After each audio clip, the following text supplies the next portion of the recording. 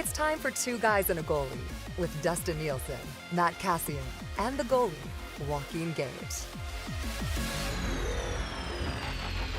Well, here we are on a Saturday afternoon. Nielsen, Gage, and Cass back with you once again. Special weekend episode of Two Guys and a Goalie, episode 302, to break down the Oilers' Game 3 loss to the Los Angeles Kings. Gage, I feel like we could just sit back and go like, Cass, go for 20 minutes, and then we'll wrap up.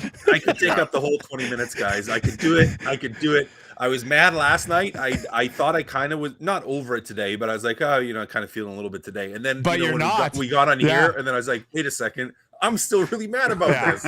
Well, let's start at the ending. I mean, 5 minutes to look at it.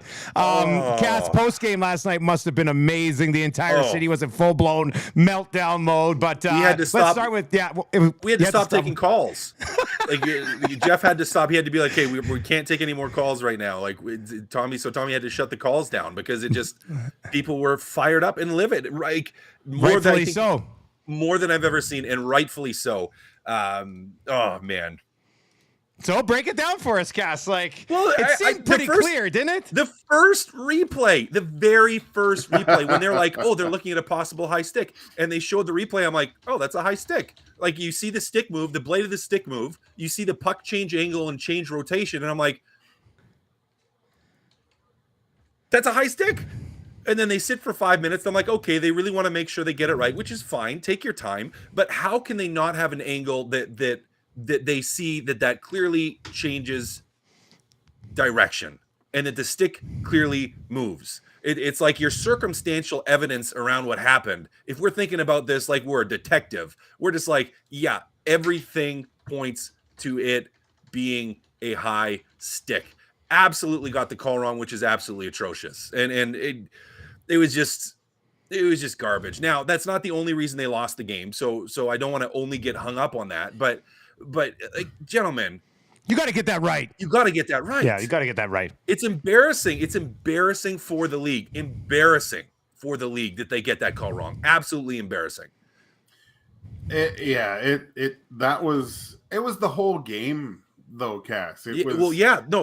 I'm not a conspiracy theorist, and I kind of chuckle when everyone starts saying that the league is out to get the Edmonton Oilers and how they don't want Canadian teams. But geez, man, I mean, all those penalties, like to move Kopitar with a cross check takes way more force than what Ekholm did. It was a weak call. And Kopitar throws himself against the boards, and I can understand little gamesmanship there. But then the Desharnais penalty, where it's almost like he gets in his way, but to give him a penalty for that, and Dursey grabbing his face, and Arvidsson doing a double axel around. Hey, holy smokes! The double axel he pulls, and then the Draisaitl penalty. Oh my God, the Draisaitl. Like, you're going to call that in the playoffs? Unsportsmanlike. It's like, what did he do? Did he score a touchdown and spike the ball in front of him? Like this isn't the NFL. Like, I don't know what was that? They had to call it unsportsmanlike because they couldn't call it a slash because it wasn't big enough to be a slash because he tapped him in the shin pad. Like, should Draisaitl have done it? Even No. Draisaitl said last night, he goes, I shouldn't have done that. I shouldn't have, and he shouldn't have. He shouldn't have. But that completely changed the momentum in the game. Completely 100%. 100%, because the Oilers had all the momentum, all the speed, and then you hand it right back to the LA Kings. So, the referees should not have a direct impact in we should not be able to point and say, oh, the referees directly impacted this game. They directly impacted the game. They were bad. Listen, there was missed calls on the Edmonton side too. Hyman's trip is a perfect example where you're like, oh, that's really bad. I saw some posts on Twitter today, though, of additional missed calls. There's a slash on McDavid. The slash on McDavid was so obvious. I mean, it's a two-hander. He had the puck. It fucking took him down. Like, I couldn't believe that they didn't call that. That was Deneau, right? That was Deneau. And it's the exact same thing that Nugent Hopkins basically did. Except his stick broke. That's the difference. Yeah. The stick broke. That's the difference on Nugent Hopkins. But, guys, if this referee crew gets another game in the playoffs, it goes from travesty to I don't even know what. I don't even know. They were absolutely horrible through and through from the beginning of the game till the end of the game. It was embarrassing for them, embarrassing for the league. It was horrible. And I hate talking about the refs like that. I hate it. It's not fun, but it gets me mad because it's just like, let the players have the outcome, the impact on the outcome of the game, not the referees. I mean, we can point to other things though. Like we can point to Darnell Nurse, whatever he was doing on that play was bad on that game-winning goal. It was like he was like past the net, but stretched his leg back. It was, and I was thinking last night, and we've got people asking questions about Nurse, and I haven't minded his game so far in the play, but that one I was just like, oh, what are you doing? Like, yeah. Even the first goal, I didn't like it. Nurse's like you watch it. They rim the puck around, and you have 3 Oilers going towards the puck, and Nurse gets sucked all the way up where he should just be coming back to the front of the net. Like, well, that's his guy up there. Like I understand that's his guy. He was following his guy up, but that opened up the net front for. But that's not it. He's not dangerous up there. Yeah. Yeah, like that's true. You're right. Yeah, as the third guy up high, like you have to recognize. So in that play, you have to recognize. Well, that's my guy, and in those situations, you go halfway. So he should have been stopped. 3 feet on top of the crease, really, in that, like, and you hold that position because you can't chase up that high as a defenseman. So, I mean, aside from that, the last 2 games, I thought Nurse has been fine, and really, he's been good. And really, the Oilers were good last night. Like they dominated the play, they controlled the play. Dusty, as you said, and we said on the post game show, they were behind for 7 minutes. So let's not. I mean, the whole series, and that was last night. That's it. I'm not freaking out about the rest of the series, but it's just, it was an ugly way to lose in a way that is embarrassing for Gary Bettman and the NHL. And I'm not going to say this about all officials that are reffing right now, although you do see questionable calls all around. I mean, I don't know if they changed their standard in the playoffs or they just can't keep up with the pace of the game. Because, I mean, if you watch the game, it's so much quicker and everybody's so much more aggressive. I just, like, I try to believe, like, you can't not see the two-handed slash on McDavid when he goes down. Everybody in the world is watching that. That's got to be called. But I think on a lot of the other stuff, they're just not good enough. Like, they're just not good enough to keep up with playoff hockey, which is a major concern because it's the most important time of the year. Here's another thing was there's a couple times where the referee, and it happens on occasion, they get in the way of the play. So they're right by the puck. Players are forced to encounter the refs and move around them, and it causes disruption. So my grandfather, who passed away just coming up on a year now here, who he was a hockey player, has a gold medal world championship with the Penticton Vs. He had said to me for years, and this was back when I started playing, he frequently said all the time, it was one of his favorite things to talk about, because he's found it even an issue when he was playing. He was like, Matt, especially with cameras now and with the number of cameras and the different angles, he's like, at some point, they're going to go down to either like back to 3 or down to 2 referees on the ice, especially with fighting reducing and those changes. They're going to go to 2. And what's going to happen is you're going to have an off ice official or someone on the cameras that's making calls. And you'll have a referee with an earpiece in to telling them blow the whistle. There's a penalty. And I think even with that, you might end up with way more consistency having an off ice official that can see everything. Because just think, gentlemen, like, I mean, you guys both have watched a lot of games from the press box, as have I. Yeah. Think how many calls you see from the press box where you're like, that should be a penalty. But because you have the ability, I mean, I always say it's an easy game from the press box, both as a player and it would be as an official, because you can see everything. You can see everything. And well, certainly you wouldn't want, they wouldn't necessarily be calling that high stick from up there because they can't see initially. So they're not going to be saying, hey, blow the whistle. That was a high stick. But for penalties, why could you not have an off-ice official in the stands that is also an on-ice official normally? So it's part of a rotation that can make calls from the stands to try to get stuff like that right. Because it's just like... Well, thankfully they reviewed the Nurse penalty on Arvidsson, or else Nurse would have been suspended. Imagine if that's going to be 5 minutes. Like the instant you saw it, you're like, oh yeah, that's a trip. Like, that's a trip. Yeah. That's what it is. Yeah. And it was an embellishment. I mean, the arms went up like this. It should have been an embellishment. Yeah, it should have been an embellishment for sure. It should have been an embellishment. They got to give Arvidsson an embellishment penalty at some point, right? I think they say in the broadcast lines the Kings haven't had an embellishment penalty all year. You almost have to send a message to Arvidsson to stop this bullshit because it's embarrassing. Like, it was bad. Was it like 4 times? There was the one time in the corner he like embellished, got back up, and then like felt a little touch and like dove forward again. I was like, what is this guy doing right now? Like, I didn't realize he played like this. It's pretty bad. It's pretty bad. I loved Bieksa in between periods yesterday because he hit everything right on the head with everything that the Kings did. He didn't agree with what they were doing. The embellishment, the reffing was, they even said, I don't want to talk about this, but this is atrocious what they're doing. And this is a guy that I could care less, I think, of which way the Oilers go or not, right? Like, so you're getting it from the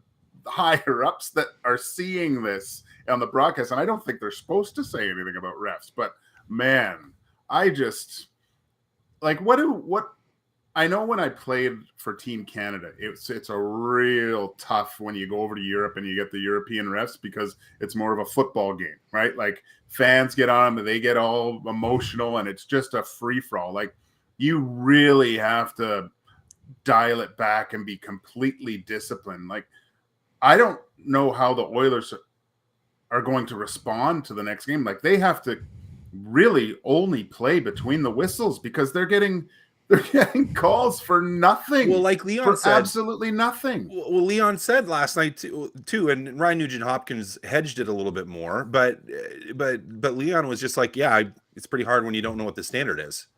And I completely agree. It looks like they're just picking and choosing. Like, okay, now's the time for a penalty. Because you can call a penalty all the time. I mean, or you can call it evenly and not call as many penalties, right? It's either one way or the other. Usually they put the whistles away and can get away with bloody murder. Or you can call everything early in a game and try to set the tone, but they don't really do that either, right? So it's like, yeah, it's frustrating. It's frustrating to watch as a fan, in general, whether it's this game or another game. It's just like, what are we doing here? Like, it's ridiculous. Now, I mean, we got lots of questions. We have tons of stuff to talk about. I do want to go back to that high stick. Like, we hit it off the beginning, but then we got so carried away on everything else. I just don't understand how, like, on the angle, it's common sense that the puck is going up, spinning like this, and then all of a sudden it comes right back down, spinning like sideways, like this. Opposite way. Like, the only way physically that could happen would be if it hit something at the top and came directly back down, because if not, that puck was going to keep going up. So I mean, that alone should have been enough. I don't get it. You see the stick move. The stick, the blade of the stick. On two different angles, you can see that stick kind of just go like this, right? Like, it just sort of turns a bit. Like, I just don't understand how that wasn't enough evidence. It doesn't make any sense to me. And the player's looking right at it too. Like, he's looking right at the puck with his stick. And McDavid had a better look at it than any of us. Yeah, and that's what Jay Woodcroft said after the game. He's right. He's like, the best player in the world saw that high stick, put his arm up. He goes, he saw it. I'm going to side with him every single time. So it's, that was frustrating. Cass had I was walking my dog, listening to Cass and he Cass is going off, and if you didn't hear it, it was go listen to it if you can again. It's great. But then at the end, I don't know if it's Will Ferrell's elf magic that this puck magically started going the other. I just started laughing at like midnight out in the middle of nowhere. Probably people came to their doors and look, who's this weirdo laughing out in the middle of the street at 12 o'clock at midnight? But great elf magic. Good pull, Cass. Good pull. It was. Well, I was just like, well, what did you? I mean, there wasn't enough evidence. So, like, what made the stick move? What made the puck change direction? So I was like, well, it has to be elf magic. That's the only. And the thing is that's probably what Gary Bettman is thinking. He's like, oh, I don't know how that happened. Elf magic. Bettman doesn't give two shits. No, but Bettman understands elf magic. Yeah. If anybody does, if anyone does, it's Bettman. If anyone does, it would be him. Now, you know what? This isn't going to make people happy because I know Oilers fans seeing Ferrell with the face paint. Go, Kings, go. Yeah. He's still my guy. I just love Will Ferrell. He's my guy. It's like, look how awesome is it when the biggest stars in the world sitting there. It's great for the game. It's great for the National Hockey League. Too. It wasn't just he wasn't just sitting there, but like he was in it. Yeah, no, I love that. I love that. That part of it's awesome. Yeah. All right, so let's have a discussion beyond the officials here, because they can always be a discussion.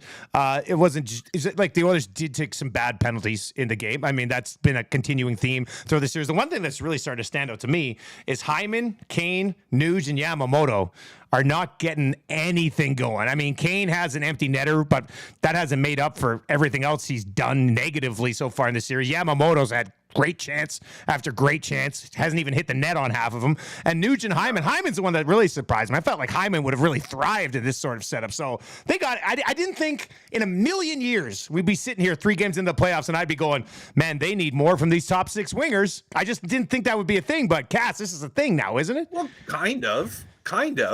But like, if not for the horrible penalties, they've been the better team.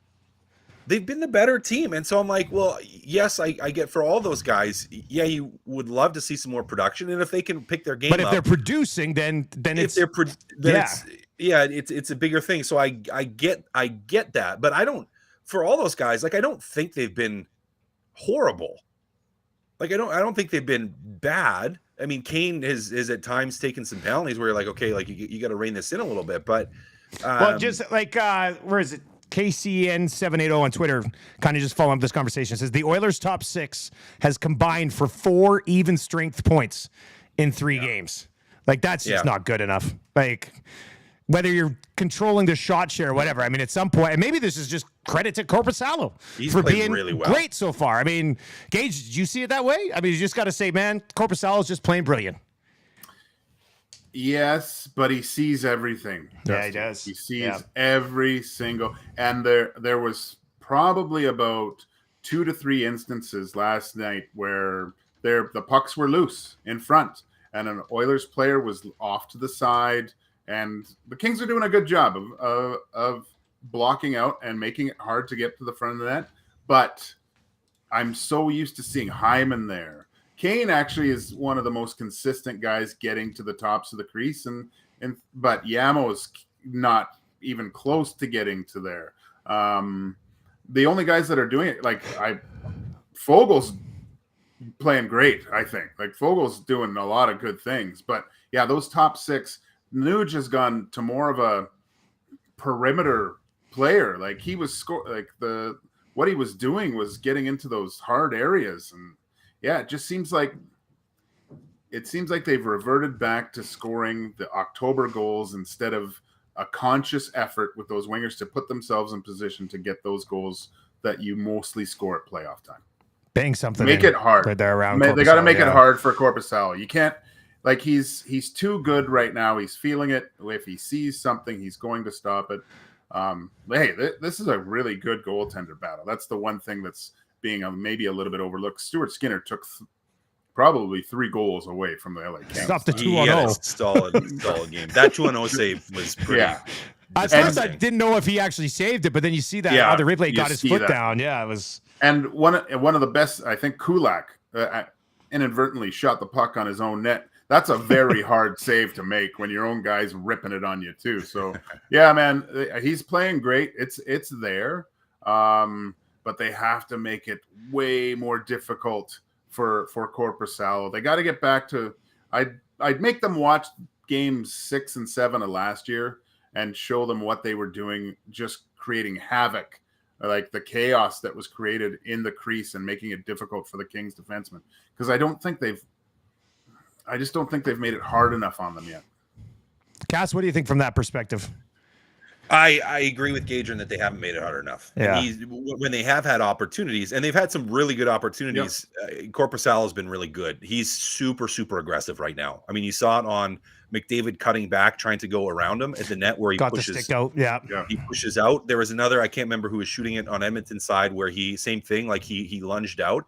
And if we harken back to Edmonton down the stretch and even Stuart Skinner, I mean, when he's feeling it, that's what he's doing too. Like, you can typically tell a goalie being a little bit more aggressive, trusting his teammates, but being aggressive in his play, and not unnecessarily so, but it just shows the confidence that he has right now. So for Edmonton, getting in his grill a little bit more, getting in his face a little bit more, and the times that they did, there was opportunities there, and I thought they actually did a little bit better job of it this last game of at times creating a little bit of havoc in front of the net where the puck was there and there were some bodies there to try to find some rebounds. And there's a couple secondary chances where they maybe couldn't put it in, but they were around the puck at least. And they just need to do more of that.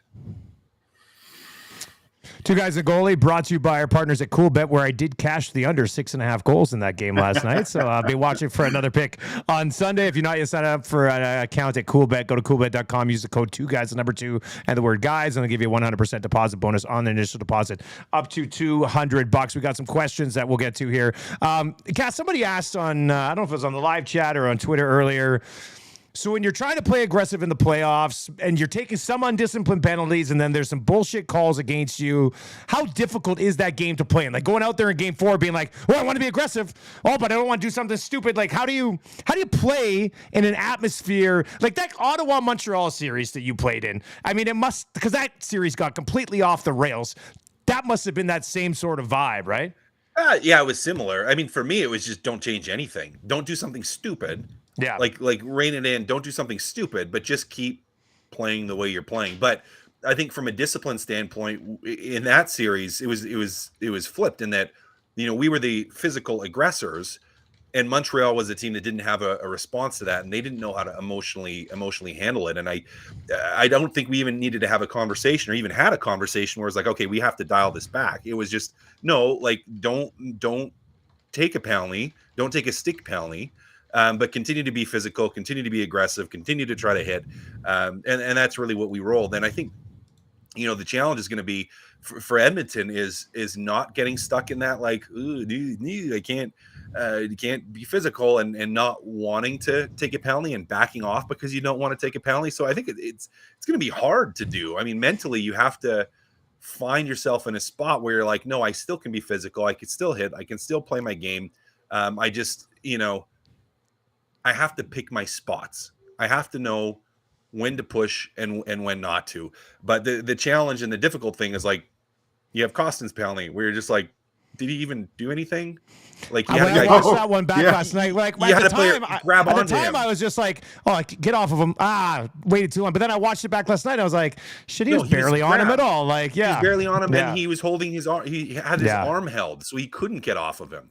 And then you have like the same play against McDavid, you know, Danault just stood over him where Danault stood over him. He didn't just stood over him. No, watch it again. He didn't just stand over him. He pins his leg with his legs. So he squeezes his legs. In between his legs? In between his legs. So McDavid's like leg is sticking in between Danault, and Danault pinches, like basically crosses his legs to hold McDavid in place so he can't get up. And there was no call. Like if you're calling Kostin on that, you have to call Danault on that. Again, just to, you know, we're circling back to the refs here, but it was just horrible. Well, power plays are 15-8 so far. Power plays are 15-8, and the team that is 8 power plays is the team that's had the puck more in the series, which just doesn't jive. It doesn't make sense. You know, like that just doesn't jive. You know what I'm feeling? I'm feeling like the Oilers are going to get 6 or 7 power plays in Game 4 and probably win like 4-5-1, and then the NHL will be like, oh, now we're evened up the power plays, best of 3. This is great. Like, because I mean, they almost have to at this point. If there's 4 power plays for the Kings in the next game and 1 for the Oilers,